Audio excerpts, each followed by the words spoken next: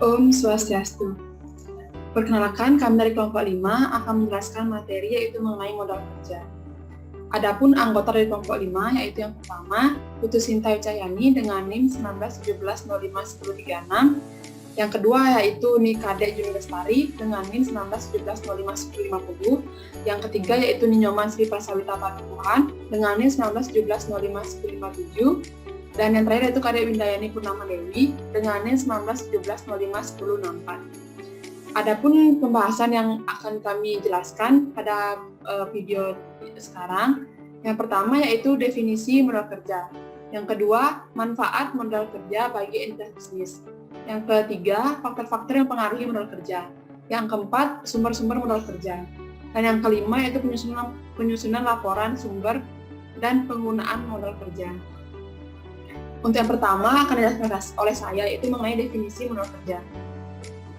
Modal kerja menurut Jumingan 2011 266 yaitu modal kerja yaitu jumlah dari aktiva lancar. Jumlah ini merupakan modal kerja terbentuk atau gross working capital. Definisi ini bersifat kuantitatif karena menunjukkan jumlah dana yang digunakan untuk maksud operasi jangka pendek. Waktu tersedianya modal kerja akan tergantung pada macam dan tingkat likuiditas dari unsur-unsur aktiva lancar, misalnya kas, surat-surat berharga, piutang, dan persediaan. Modal kerja menurut Kashmir 2015-250 yaitu pengertian modal kerja merupakan modal yang digunakan untuk melakukan kegiatan proses perusahaan. Modal kerja diartikan sebagai investasi yang ditanamkan dalam aktiva lancar atau aktiva jangka pendek seperti kas, bank, surat-surat berharga, piutang, persediaan, dan aktiva lancar. Modal kerja menurut Weston dan Brigham 199.2157 yaitu modal kerja adalah total nilai investasi perusahaan dalam harta jangka pendek atau gross working capital seperti kas, piutang dagang, pembayaran yang dilakukan di muka, atau total nilai investasi perusahaan dalam aktiva lancar dikurangi kewajiban lancar yang digunakan untuk membiayai aktiva lancar tersebut. Net working capital. Modal kerja menurut Sunjata dan Bandian yaitu tahun 2003-286 yaitu modal kerja merupakan aktiva lancar yang mewakili bagian dari investasi yang berputar dari satu bentuk ke bentuk lainnya dalam melaksanakan suatu usaha atau modal kerja adalah kas atau bank, surat-surat berharga yang diuangkan, contohnya giro, cek, deposito, piutang dagang, dan persediaan yang tingkat perputarannya tidak melebihi 1 tahun atau jangka waktu operasi normal perusahaan. Secara umum, modal kerja merupakan seluruh aktiva lancar yang dimiliki oleh perusahaan atau dapat dimaksud dengan dana yang harus tersedia untuk membiayai kegiatan operasi perusahaan sehari-hari. Untuk selanjutnya yaitu manfaat modal kerja bagi entitas bisnis. Adapun manfaat dari modal kerja yaitu yang pertama, melindungi perusahaan dari krisis modal kerja yang disebabkan oleh turunnya nilai dari aktiva lancar. Yang kedua yaitu mempunyai kemungkinan untuk membayar semua kewajiban-kewajiban dengan tepat waktu. Yang ketiga, mempunyai kemungkinan untuk mempunyai persediaan dalam jumlah yang cukup untuk melayani para konsumen.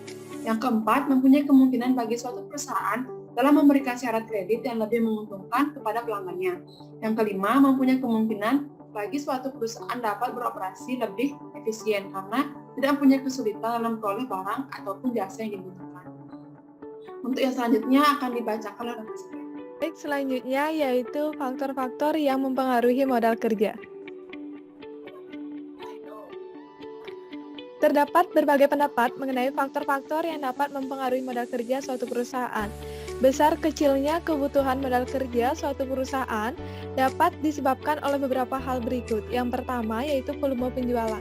Faktor ini merupakan faktor yang paling utama sebab perusahaan memerlukan modal kerja untuk menjalankan aktivitasnya, yang mana puncak dari aktivitas ini adalah aktivitas penjualan.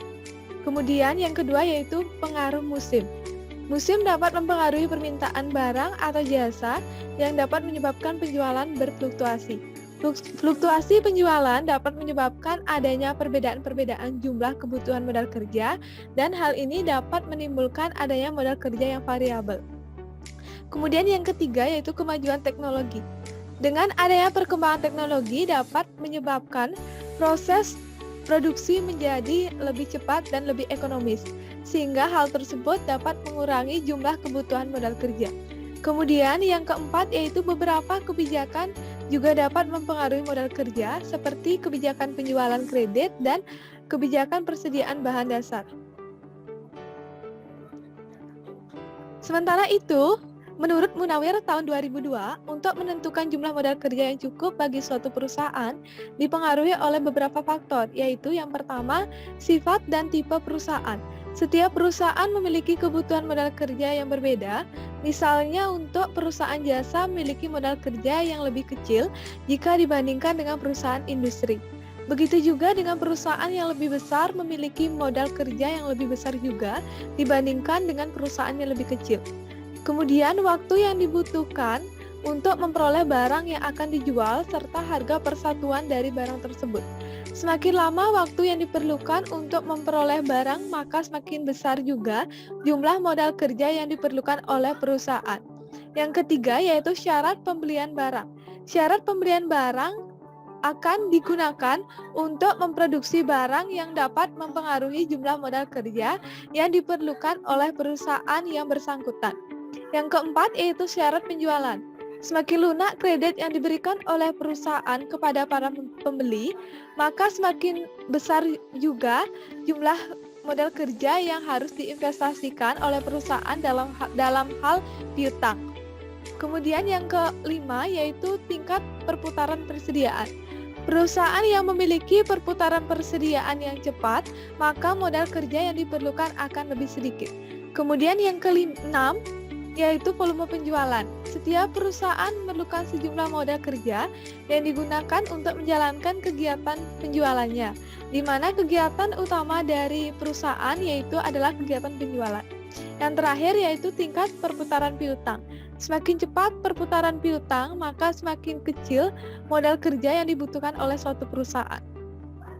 Baik, selanjutnya yaitu materi sumber-sumber modal kerja.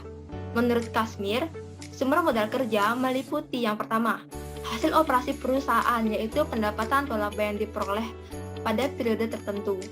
Yang kedua, keuntungan penjualan surat-surat berharga dapat digunakan untuk keperluan modal kerja. Keuntungan penjualan surat berharga didapat dari selisih antara harga beli dengan harga jual surat berharga tersebut. Yang ketiga, penjualan saham, yaitu perusahaan menjual saham yang dimilikinya kepada berbagai pihak dan hasil penjualan ini dapat digunakan sebagai sumber modal kerja. Kemudian yang keempat ada penjualan aktiva tetap, yaitu aktiva tetap yang kurang produktif dan hasil penjualannya dapat dijadikan uang kas atau piutang sebesar harga jual. Dan yang kelima, penjualan obligasi, yaitu perusahaan mengeluarkan sejumlah obligasi untuk dijual kepada pihak lainnya. Yang keenam, memperoleh pinjaman dari kreditor dalam bentuk pinjaman jangka pendek. Dan yang terakhir, dana hibah yang diperoleh dari berbagai lembaga dan biasanya tidak dikenakan beban biaya sebagaimana pinjaman tidak ada kewajibannya. Baik, di sini saya akan melanjutkan yaitu mengenai penyusunan laporan sumber dan penggunaan modal kerja. Yang pertama yaitu mengenai format laporan. Laporan posisi keuangan berbasis modal kerja memberikan ringkasan mengenai aktivitas investasi dan pembelanjaan perusahaan. Secara khusus, laporan ini menggambarkan bagaimana modal kerja diberikan oleh aktivitas pembelanjaan perusahaan dan berapa banyak modal kerja yang digunakan untuk aktivitas investasi. Laporan perubahan modal kerja ini akan menunjukkan besarnya perubahan yang terjadi untuk setiap jenis atau elemen modal kerja perusahaan. Sedangkan untuk melihat penyebab-penyebab terjadinya perubahan modal kerja tersebut, naik atau turunnya dapat dilihat dari laporan sumber dan penggunaan modal kerja yang menunjukkan besarnya penggunaan terhadap modal kerja tersebut. Selanjutnya mengenai sumber informasi. Sumber informasi dari laporan ini terdiri dari dua sumber, yaitu sumber informasi utama dan juga sumber informasi pendukung. Yang pertama yaitu sumber informasi utama. Sebagian besar informasi yang diperlukan untuk menyusun laporan perubahan posisi keuangan diperoleh dari laporan keuangan utama perusahaan yang mencakup laporan laba rugi, laporan perubahan laba ditahan, dan juga neraca komparatif. Sedangkan untuk sumber informasi pendukung, yaitu didapat dari hasil analisis terhadap perubahan rekening-rekening tak lancar yang transaksinya biasanya akan mempengaruhi rekening lancar maupun tidak lancar sehingga akan memperoleh informasi mengenai sumber dan penggunaan modal kerja. Selanjutnya yaitu mengenai langkah-langkah penyusunan. Langkah yang pertama yaitu menyusun laporan perubahan modal. Laporan ini akan menggambarkan perubahan dari masing-masing unsur modal kerja atau unsur current account selama periode waktu tertentu sehingga dapat dilihat adanya kenaikan atau penurunan modal kerja beserta besarnya perubahan modal kerja di suatu perusahaan. Yang kedua, mengelompokkan perubahan-perubahan dari unsur non-current account. Mengelompokkan ke dalam golongan yang mempunyai efek menambah modal kerja dan golongan yang punya efek mengurangi modal kerja. Selanjutnya yaitu mengelompokkan unsur-unsur dalam laporan laba rugi. Mengelompokkan ke dalam golongan yang perubahannya mempunyai efek menambah modal kerja dan golongannya yang mempunyai perubahan efek mengurangi modal kerja. Dan yang terakhir yaitu menyusun laporan sumber-sumber dan penggunaan modal kerja. Dari informasi-informasi yang telah didapat tersebut, maka dapat disusun laporan sumber-sumber dan penggunaan modal kerja. Baik, sekian presentasi dari kelompok kami. Mohon maaf jika terdapat kesalahan dalam penyampaiannya. Kami tutup dengan terima kasih.